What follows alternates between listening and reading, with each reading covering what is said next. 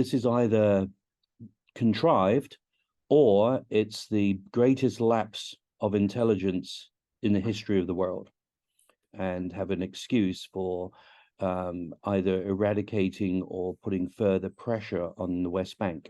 When you're being outbred by the power of 8 and you're giving these people votes, you just do the math. At some point, you're going to become a minority in your own country.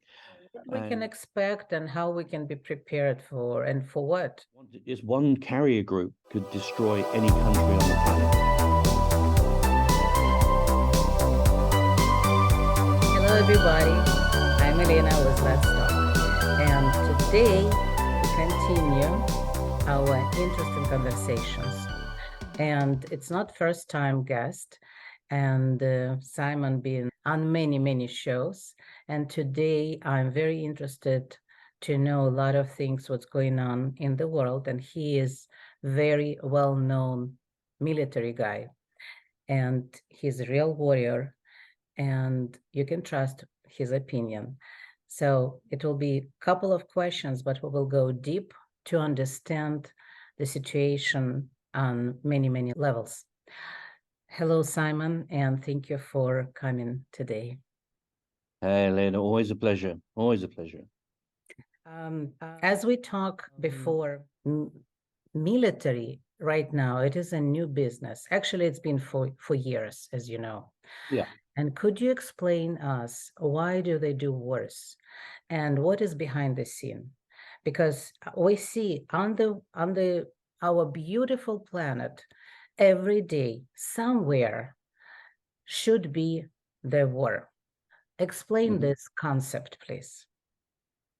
Well, I mean, war is certainly nothing new, and it's obviously been what we call an extension of foreign policy, and that's what war essentially is.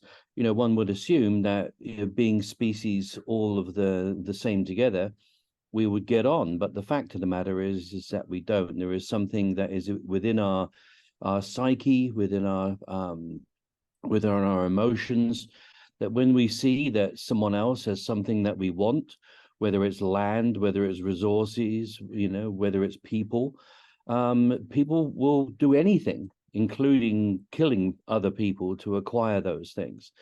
So from the very start of, you know, recorded history, when you look back to even in the Bible of Cain and Abel, you know, someone had something that someone else wanted, and he was prepared to actually take a life to do that. So there has never been in the history of the planet a time where there wasn't war. You know, we can look back through, I mean, every expansion of any civilization.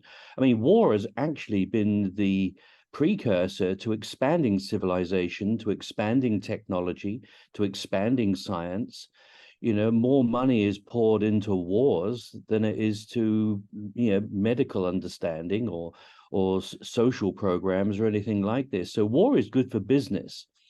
And while war is good for business, there's a lot of people that want to profit from that business. That is why there are wars. It's not that we just hate our neighbors. That's not it. The fact of the matter is that we are manipulated by powers that be, usually old men that want to send young men to die in wars that they wouldn't go to themselves. I often wonder, you know, what would happen if we settled our disputes by just getting two leaders in the ring to fight it out. I don't think there'd be too many disputes in the world at that point. But while there are young men that are willing to go to war to be able to kill someone that they don't know in a foreign land, you know, I grieve for humanity, and we're seeing this right now. You know, I think that people are getting, I suppose, a different viewpoint of war because they see it on their feeds every day. You can't get away from it. Doesn't matter whether it's news feed on the TV or on your mobile phone. Before, wars were fought in different parts of the world. You never really heard about it. You might catch a news item once a week, but now it's in your face every single day. You know, I look at my TikTok and, you know, there's like 100 things going on in Gaza and Palestine right now. You know, so I think we've become more aware of that, and it's driving people nuts because they're being forced to take sides, and that is why it's happening. Talk about Israel situation with Palestine. Could you explain what's the necessity and what's really going on? Well, I mean, Palestine, the area of Palestine, obviously comes from the area of the Philistines, so it goes back to biblical time. You know, there has never in the history of the world been a state called Palestine. I mean, it's an area. It's just like saying the Middle East. And because I think that, you know, it has undertones of, it was the first area that humankind settled in, the Tigris and Euphrates basin, you know, that whole area called the Levant. This is why, you know, you find it in biblical times, because the first civilizations, you know, being the Mesopotamians, the Sumerians, the Assyrians, the Israelites, I mean, all of those settled in that area. You know, we don't actually have any written records of America or Russia or Africa or Australia at that time. That was the world. And therefore it was vastly fought over. There was a lot of resources and minerals there. And, you know, the area of that Levant has always been at war.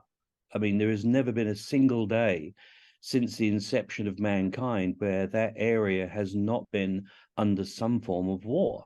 You know, at one point, the Ottomans owned it, the Assyrians owned it, the Greeks owned it, the Romans owned it, the British owned it. I mean, everyone has owned that place. And therefore, now it's just come to a new chapter in the history.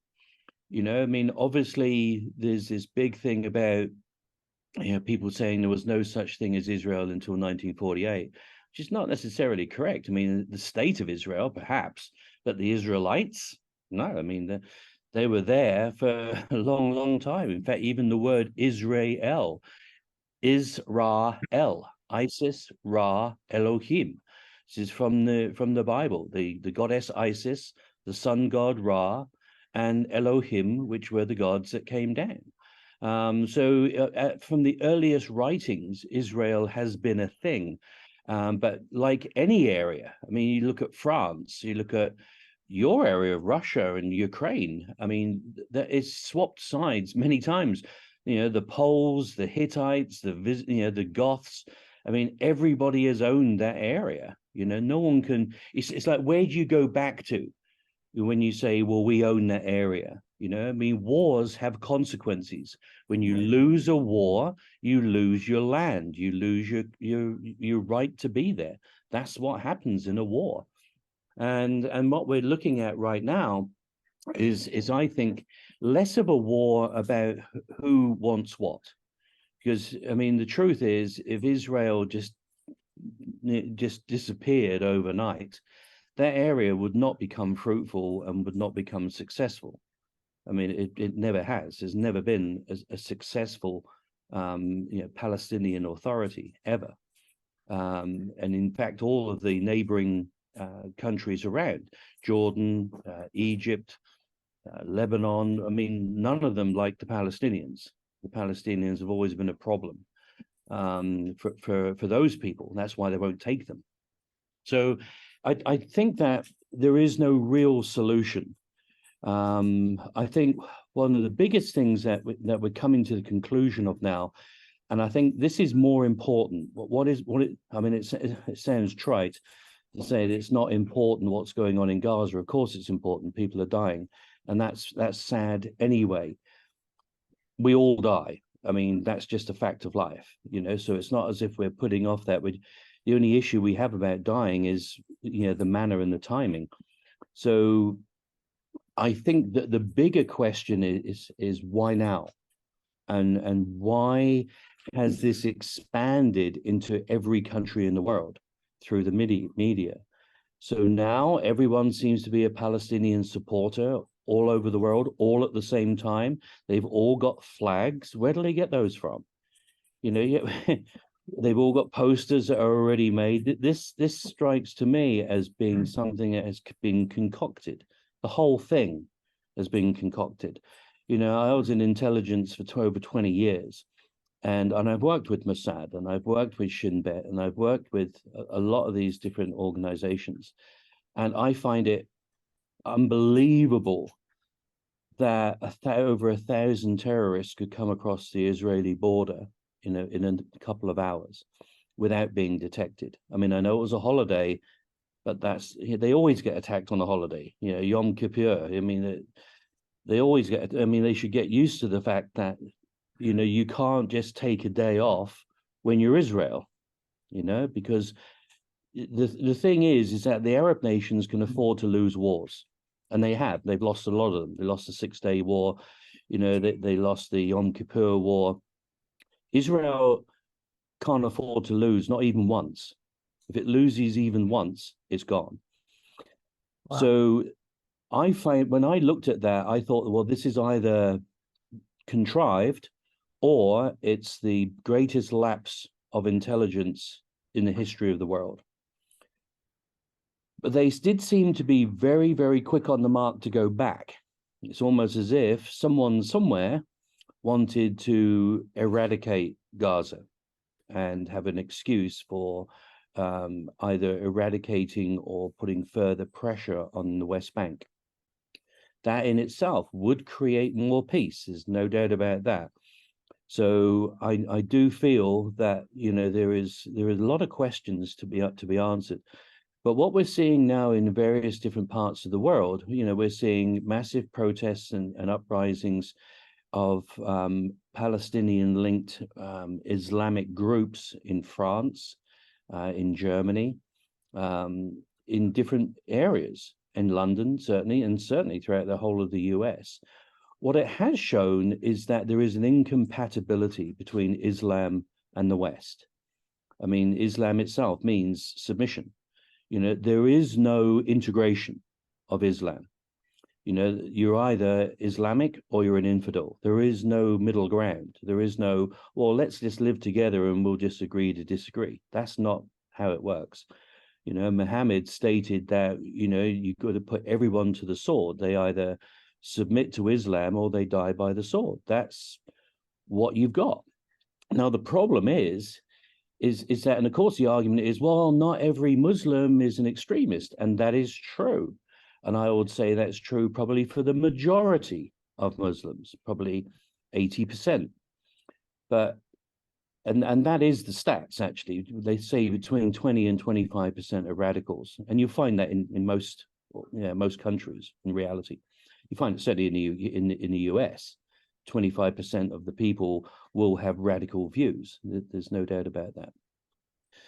But when you have a populace of like 1.8 billion throughout the world, and then you say, well, 25% of those are radical, that means that's like 300 million. That's like the populace of the whole of the United States are radicals that want to kill you.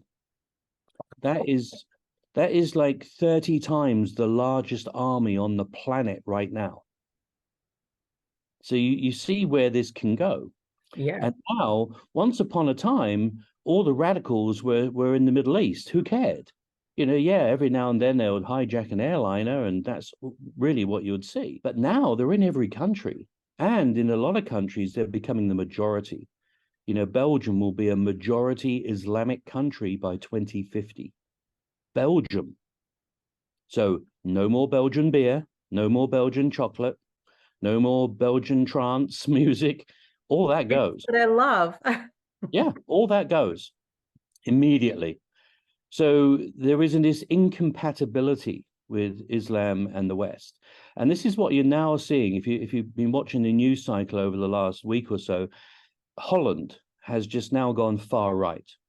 Holland is one of the nicest countries in the world. The Dutch people are beautiful people. They're not radicals. They're not extremists. Yeah. You know, they're just real true Europeans, because no one speaks Dutch, so they have to speak everyone else's language. And you know, I spent a lot of time in Holland. You know, they would never hurt a fly. But now they've gone far right because they've said enough is enough. You know, Spain, no one touches Spain anymore because Spain just gets rid of radicals. Italy has gone far right, and they're already saying they're just going to deport all of them. Simple.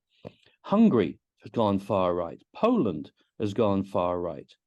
You know, they're not taking any refugees because they understand what the problem is. Germany is going far right.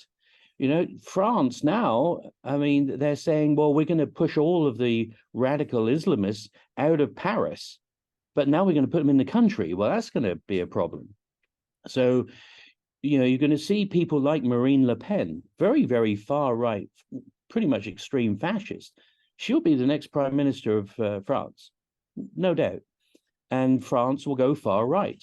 Now, think about what happened in the 1930s when Europe went far right. You had Spain with Franco go far right, Mussolini, you know, go far right in Italy, Hitler going far right in Germany. Wow, you can start to see that there is there's a pattern that goes on here, you know, and while Germany was blaming the Jews, this time around, the right wing will be blaming the Islamists, and they have a point. They have a point. So I think that Europe, in order to be able to defend itself and to remain European, will have to at some point expel the Islamists. They'll have to close mosques. They'll have, you know, because I mean, a mosque is not a church. This is what people fail to understand. A mosque is used as an armory and as a center of, it's a fortress, basically. That's how they were. That's how they were invented. So you're going to see some major upheavals, you know, and therefore, you know, something has to happen. I mean, at the moment, the populace, I think it's in Belgium, they were saying that people are having like 1.3 kids. The Islamists in Belgium are having 8 per family. So when you're being outbred by the power of 8 and you're giving these people votes, you just do the math. At some point, you're going to become a minority in your own country. And that means that wouldn't be so much of a problem if it was a social issue and it was just about people having different viewpoints, you know, because the political landscapes change over the ages. But it automatically means, when you see this in the UK, where they have Sharia courts made up totally against the constitution in the UK, well, the laws of the UK, we don't have a constitution, but they have Sharia courts, so they make up their own courts. They have Sharia patrols, so they actually have their own unlicensed police that patrol their areas, you know, and they'll beat up women that are wearing short skirts and heels or not covering their hair. They will try to close down places that sell alcohol. You know, they'll burn down bookshops because there's only one book that you need, and that's the Quran. You don't need any other book. They ban music, you know. So all of those things would suddenly come about. So I think it's really interesting for all the liberal women out there, especially liberal women and the LGBTQ community that seem to be supporting Palestine. I mean, whilst I think that's all very noble to protest against people dying, but there's a naivety, you know, because if they went to Gaza, they would not get a warm welcome. As a woman, you don't even get listened to at all. And certainly as a gay person, your life would be seriously under threat. There's no doubt about that. So, but we know a lot of individuals who are Islamic. They are gays. So yeah, how but does they don't live in Islamic countries. Okay, got it. Yeah, you can't do that. You know, I mean, even all of the Palestinian gays, and there are Palestinian gays, there's gays in every part of society, you know, but Palestinian gays don't live in Palestine, they live in Israel. Because Israel is like the 3rd largest gay country in the world. Is it such a thing like civilized Muslims or civilized anybody? This means they will understand others, they will not be a threat to others. Well, their religion doesn't allow them to do it. And because you have a religion that kills what they call apostates, you can't even leave. Hard for me to grasp gay Islamic we in religion. It doesn't go together. Well, no, and it doesn't go with their whole ideology or their social structure at all.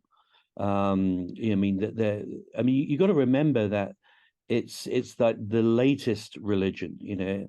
I mean, Christianity and Buddhism, Shintoism, Jainism, all of that was way before Islam. You know, Islam is actually a train of Christianity, strangely enough. And Christianity is obviously a line from Judaism. You know, Jesus wasn't a Christian, he was a Jew, you know. So everything comes from the original religions, which are Judaic. It's as simple as that. So what we can expect and how we can be prepared for, and for what?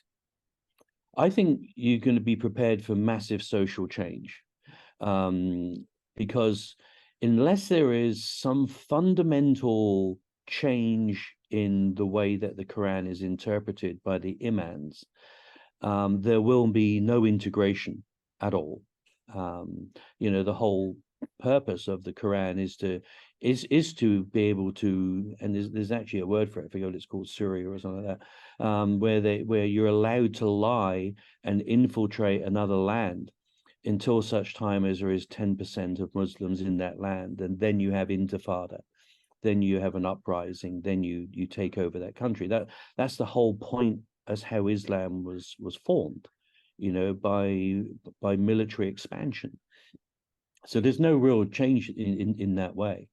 So I do feel at some stage, you know, Islam is not going to go away, and it's not going to integrate in your country.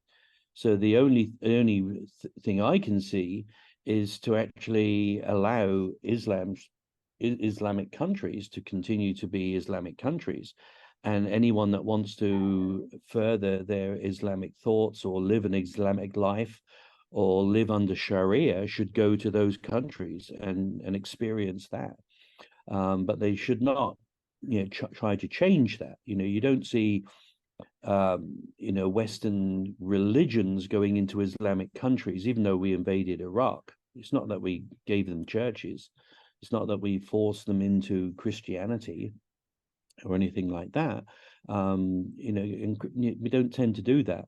Unfortunately, the Islamic system does do that, and does it by, I mean, that is its system. I mean, it's not that they consider it bad. That is exactly what they do. It's as simple as that. So we got to decide whether that's acceptable or not. But otherwise, I see a worldwide division. And if you've noticed, I've always seen that the world seems to work, unfortunately, through this contrived area of divide and conquer. So once upon a time, we had East versus West. You had, well, you go all the way back to the Bible, and you had Christendom versus Islam. You know, that's what the Crusades were all about. It was a balance. So you had the balance of the Christian West and the Islamic East, and that was the way it was. Later on, you had then communism arose. So you had this balance of the East versus the West. And while there was balance, there was very little war. There's a lot of tension. There was a Cold War, but only small wars were breaking out at that point. Communism has now stopped. You know, when I was in the military, all terrorists were communists. Yeah, there are no terrorist communists anymore. Now they're all Islamists. You know, so that is the new balance. And you're going to start to see this huge balance in the world. And while there is balance, there is division. While there is division, human beings won't get together. And while we won't get together, we don't evolve. We don't evolve as a species. You know, we constantly look at our neighbors, you know, with either hate or, you know, distrust or something like this. And the powers that be want that, because people together are hugely strong and will make massive changes and good changes. Imagine that you didn't have to have a war budget. Imagine that you could use all of those trillions of dollars every year for science, for space exploration, for medical exploration, for finding a cure for cancer. You know, I mean, call me old-fashioned, but wouldn't that be a far more useful way of utilizing the money? But we don't, because we're forced by the military industrial complex for their profits to go to war all the time. And now there's going to be another war. We haven't had a war in South America for like 10 years. Now Venezuela is going to go to war against Guyana for resources. And America will get involved because it wants those resources as well. So it's going to be coming in our backyard. It's another war. That's 3 wars that America will be fighting. I mean, only a few years ago, we didn't have any wars for the first time ever. I mean, America's only been on the planet for like 250 years. And I think we've been at war for like 240 of them or 245 of them, something ridiculous. I could say America has such an attitude. Yeah. I mean, it's been utilized, very arrogantly, I think, as the world's policeman, and America has been forcing its views on people all over the world for a long, long time, because it feels that it's the best way to work. It feels that it's the civilized country, because it has blue jeans and the internet, and everyone speaks English. And people are getting tired of that, I think, but there is no real alternative. America isn't going to go away. It's the largest economy, the largest military. Just one of our carrier groups, and we have 12 of them here. One carrier group could destroy any country on the planet. Any country, So it's going to be an interesting time for everybody. And I would like it for everyone just to calm down and just to see, the unity that is within us, as opposed to this disunity that is pushed in our face by the media, by politicians, by everybody, and I mean, I've been a military man all my life. I understand. I fought for and bled for Queen and country, and I went in there from a viewpoint of, I'm going to change the world. I'm going to make the world a better place. Most soldiers go in with that attitude. And then after a while, you begin to realize that actually the world doesn't want to change at all. There's no will at the higher end for anything to change at all. Wow. We will do a short break and we will come back right away. Stay with us.